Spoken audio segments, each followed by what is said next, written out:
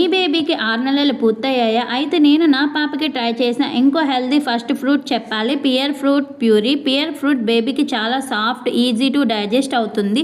ముఖ్యంగా కాన్స్టిపేషన్ ఉన్న బేబీస్కి చాలా హెల్ప్ చేస్తుంది. ఇందులో fibre, vitamin C, antioxidants ఉండడం వల్ల బేబీ డైజెషన్కి చాలా గుడ్. నేను ఎలా చేశానంటే ముందుగా పియర్ ఫ్రూట్ని బాగా కడిగి తొక్క తీసి చిన్న ముక్కలుగా కట్ చేశాను.